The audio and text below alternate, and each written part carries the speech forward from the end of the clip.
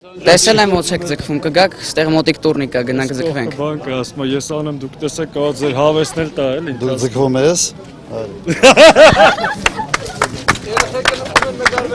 Պտտաձողից կախվելու ու ձգվելու Տավուշցի պատանու առաջարկը չի մերժում երկրորդ նախագահ Ռոբերտ Քոչարյանը։ 16 անգամ ձգվում է պատանին ու պայքարում 17 թվի համար, հաղթում է։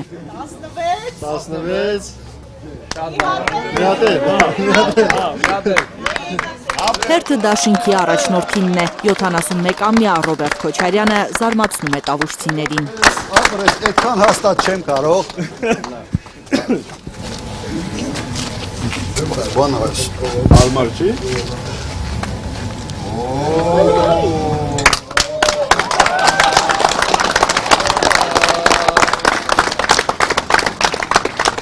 Հենց այսպիսի շրջադարձ է լինելու հունիսի 7-ին, վստահ են Բերդ համայնքում Հայաստան դաշինքի հետ հանդիպման եկած քաղաքացիները։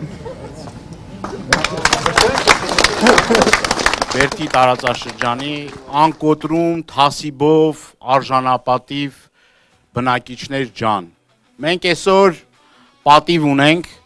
ներկայանալու ձեզ։ Կայուն անվտանգություն, իրական խաղաղություն է բերելու Հայաստան դաշինքը, հայտարարում է Գառնիկ Դանիելյանը, խոստանում կանխելու են գործող իշխանության տարածքներ հանձնելու ծրագրերը։ Մենք այսօր Բերդի տարածաշրջան գալուց անցել ենք մի ճանապարհով,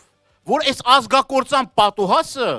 արդեն հանձնել է Ադրբեջանին։ Ազատամուտի հարակից տարածքը,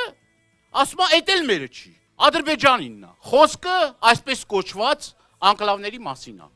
որի իրավական հիմքերը գոյություն չունեն, չկա։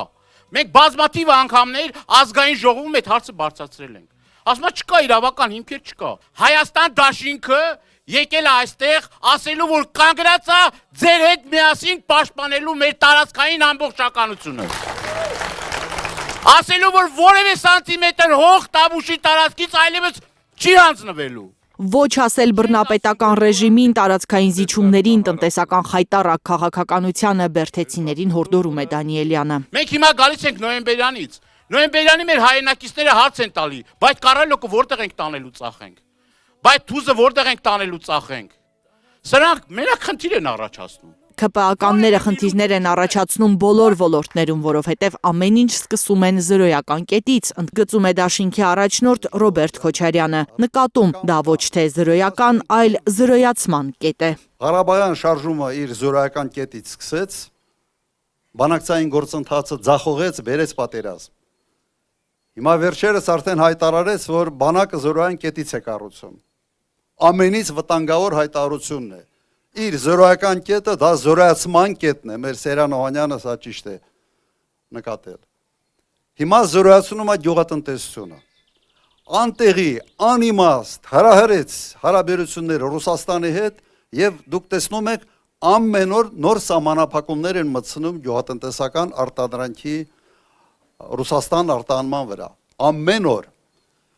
ինչ անելու մեր գյուղացին։ Ով պիտի մտածի գյուղացու մասին։ Տապալված տնտեսական քաղաքականություն, անհեռատես արտաքին քաղաքականություն եւ միայն փուչ տեքստեր խաղաղության մասին։ Սա է Նիկոլ Փաշինյանի 8 տարվա ձեռքբերումը, հայտարարում է Ռոբերտ Քոչարյանը։ Խոսում են խաղաղության մասին։ Ես 10 տարի նախագահ եմ եղել, երկիրը ամենից խաղաղն է եղել, պատերազմ չի եղել, նույնիսկ միջին ծավալի միջատեպ չի եղել սահմանում։ Բայց ոչ ոքին 10 տարի ժամանակ խաղաղությունից չեն խոսում, որովհետև կար խաղաղությունը։ Խաղաղության մասին խոսում են այն ժամանակ, երբ խաղաղությունը կասկածելի է կամ չկա։ Հիմա ընտրությունը ձեռն է։ Դուք, մենք, մեր ժողովուրդը ի վիճակի է ռացիոնալ այս ամեն ինչի նայել,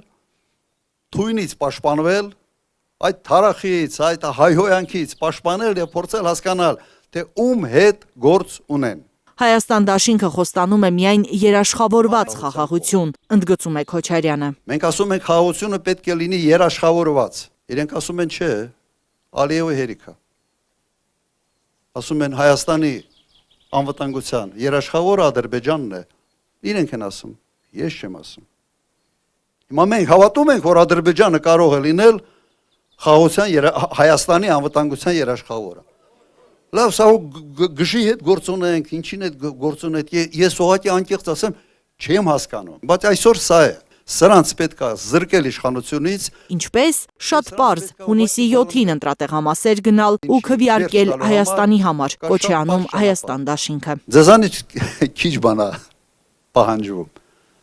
այսինց գնալ ընտրատեղամաս, վերցնել թերթիկը, 17 համարը վերցնել եւ քվեարկել։ Եվ դուրս գալուց մի հատ լավ չեմ ասում, ուզեցի ասեմ թքել մի ուրիշ բանի վրա, բայց մենք մի պաշտոնյա ունենք, որ sense ուղտի պես թքում, մենք մի քիչ դրանից հեռու ենք։ Ուրեմն Ժորժ ջան, հունիսի 7 համար 17 Հունիսի 7 համար 17 Լիլիթ Խալաթյան, Անիղան Դիլյան, Հայլուր։